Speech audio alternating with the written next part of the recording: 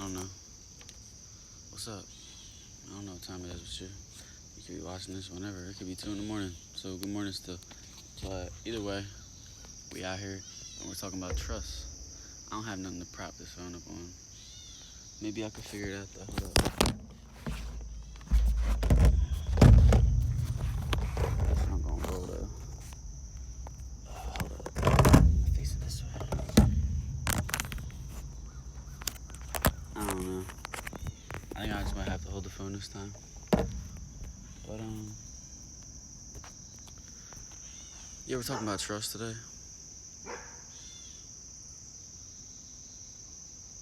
And basically, trust goes with worrying. So when you're worrying, you're really not trusting. So really, that should be your focus, cause you're gonna be discontent when you're worrying. But if you're trusting God and you're trusting the process, then you just know there's nothing to worry about because you're on the right path. And even when you start to worry, if you've asked God for signs, He'll give you signs to tell you not to worry. He'll give you those signs you asked for when you're worrying, so you can again trust in Him and not have to worry. And this is all just facts. I'm living it. This is not like some made up stuff. You gotta call on God. You gotta work with God and He'll work with you. That means you gotta follow the commandments. There's 10 of them. But really, the most important one is like love thy neighbor. Because if you're treating everyone kind of the way you want to be treated and you love everyone, like, then you probably won't be doing any of the other sins. Because if you're being selfish, that kind of leads to all the other sins. Because selfishness is really not for you. It's really for the devil. So, if you wanna take your spiritual journey in a positive light, you gotta go to God and not things of this world, carnal things. Because if you're trying to live in this world, you're gonna get thrown around. Because this world isn't peaceful. Only thing perfect in this world is God. And if you find God, then you can realize this world can be perfect for you. But it's still not perfect like heaven will be perfect, right? It's because there's a lot of things that are gonna tempt you, a lot of things you can't ignore. But you gotta realize that you don't control this world, and you're just living in it.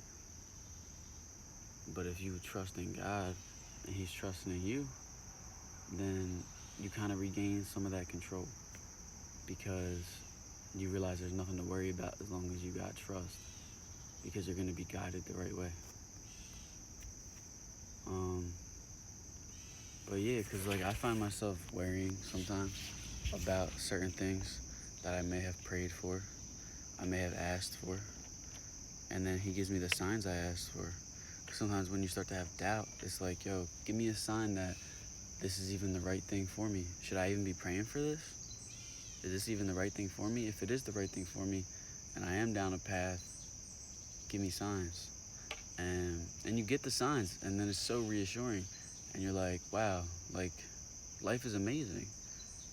I'm not in this life alone even when I'm alone, because I have God looking out for me, giving me signs, doing beautiful blessings to my life. So there's really nothing to stress and worry about when you get that reassurance. But really, you shouldn't need the reassurance. You should just be trusting God every day. Like, I wake up, like, and think about God. Like, I wake up and I think about my love. And it's awesome. And I get guided the right way. But I know for a while I wasn't. I know for a while I didn't even, like, believe in God. And I just did my own thing. And I was in the roller coaster of this life, getting tossed in every which direction, because I didn't have no real faith. I didn't have nothing. And life is unpredictable when you don't have some kind of guide, because God is just better than us. Like, face it. Like, you can't face all your problems like God can, because God can just alleviate all the pressure, because you don't really want pressure. Like, I've had, but sometimes you need a lot of pressure to even turn to the direction of God. But like they say, pressure can burst pipes or can make diamonds. And if all the pressure of your life makes you turn to God he'll turn you to a diamond. But if all the pressure of life turns you to evil and to sin, it's gonna burst your pipe, and it's gonna be not fun. But because I like life to be fun, I like life to be full of love, and God makes that happen for you. He doesn't give you over entertainment to the point where you can't be content and satisfied. What's that even called? I forget. But it's like a lot in this world is like that. It's like lift these bitches up. A lot of things in this world is like they're taking away our ability to learn anything, because they're making our attention span so short. Now they're just making short little videos that you only watch for 10 seconds, on to the next, on to the next. But life isn't like that. And then you expect life to just be a constant feed of entertainment. But life is peaceful, it's relaxing, it's beautiful. You just gotta soak it in. You gotta enjoy every moment, because every moment is the only moment you have. You never know when life could be taken from you. So it's like you just gotta treat every moment to its fullest. So a moment full of regret or full of worry is a moment wasted, when you could be basking in glory, you could be trusting in God, you could be living a righteous life, and just loving life to the fullest. And to live life to the fullest, you do have to live in the moment. That doesn't mean don't plan ahead or don't plan for the future. Like you should have some kind of plan in your mind, but it shouldn't be so dead set and stressful, because you can make your dreams into pressure. It's like you might dream of getting this job or getting this wife or this girl to be your girlfriend, but it's stressing you out because you don't know if you're gonna get it or not. But if you just trust God and that He's gonna give you the best thing for you if you trust in Him, then if you don't get that girl, you know it's just because God has a better girl for you, or God has a better job for you. So there's really nothing to worry about. And then you see it happen in due time. God's always on time, like for real. So as long as you like seek God first, and all other things will be added unto you. And that's facts. It's from the Bible. The Bible means basic instructions before leaving earth. So that's an acronym. BIBLE, basic instructions before leaving earth. And if you don't ever like adhere to the Bible or follow the commandments, you're not really gonna enjoy life to the fullest, because I had everything that you could think you would want, like the girl, the job, the comfortable, and not even the job. I didn't even have to work for real, because I was just comfortable at home and didn't even have to work. Bills are paid for. I didn't want to go to work. You know what I mean? Like everything you think would be lit, but life sucks without God. Life freaking sucks, because you're never filled. You can have everything and you need more. You need more. You need more. And you consume, but it's never enough. You always need more. And that ruins relationships with all the people closest to you, because they don't even understand really what you're going through. And it feels like you're alone. Until you find God, then you realize you're not alone. Then you become a righteous person on a righteous path. And then everyone really sees you for the light and not the dark, where you're just a bottomless pit, just everything's falling into you and just you're consuming it. But now you're the light, and you're just shining everything. You don't even need anything, because you're the light.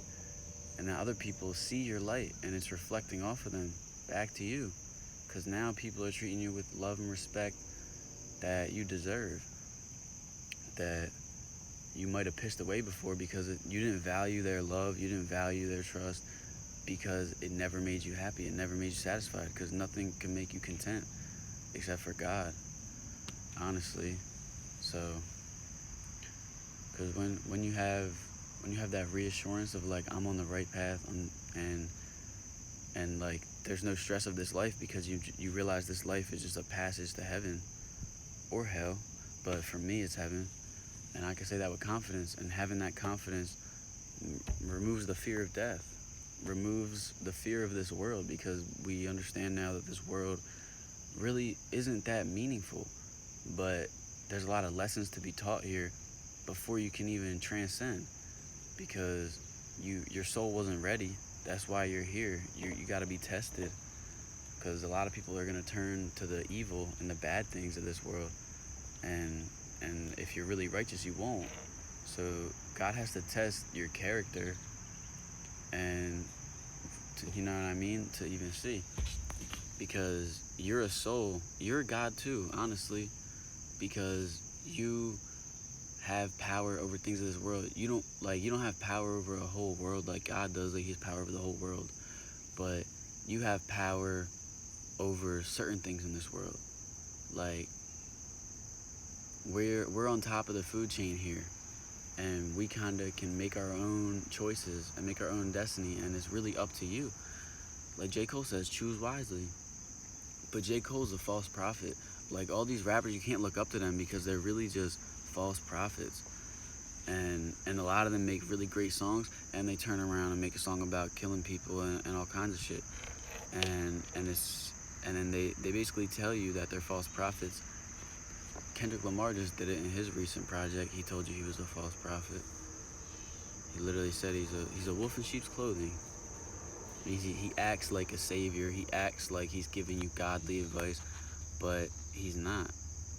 He even said it in the one song. I forget what song it was, but he was talking about basically how he's a wolf in sheep's clothing. I don't have the words for you, but if you listen to Kendrick's new album, you probably know what song I'm talking about. He's like howling at the moon, like the wolves howl at the moon. But he was talking before that. He was talking about a sheep. So he was literally like talking about being a sheep but howling at the moon. Like, that means you're not a sheep, you're a wolf. And if you don't understand what that means biblically, it means like they come to you as the angel of light, but they're really the devil. They're really a demon. But they make it seem like they're with God. Like Kendrick said, his new project, like the voice of God is speaking through him, but that's bullshit. I can tell you that firsthand. But like, it doesn't mean you can't listen to the music. You just have to be wise and realize you're above them, because they sold their soul. They know where they're going. They're in pain. So if you want to be just like them, you're going to live a life of pain, because that's what they're living. I know their music sounds lit, and you can still dance to it. You could get lit. You could listen to it, but you got to understand that you're above them, and you don't look up to them. All these celebrities, you're above them. You don't look up to them. You can't have no idols. Idolize God, and God will make you an idol of yourself and love this world, and that's what you want for yourself.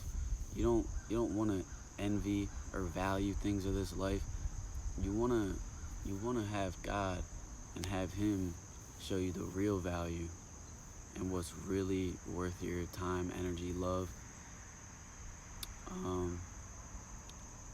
But yeah, this video is about trust, so it's really just trust God if you want to stop worrying, because this world can bring a lot of stress, a lot of worry. But if you take a minute to really understand things for what they are and not what they seem like, then you could feel whole again. Because I know at one point I didn't feel whole, but now I do. And it's the most beautiful thing. That's why I feel like I have to share it with you, because I want it for everyone. Like, I always wanted to change the world on like a worldly level, but it's not, you can't make change on a worldly level. You make change on an individual level, and only you could change yourself. And the only way to truly change is to seek God. So it's not, you can't change yourself. You gotta ask God to live inside you, because you want the Spirit of God in you, so then you could live right.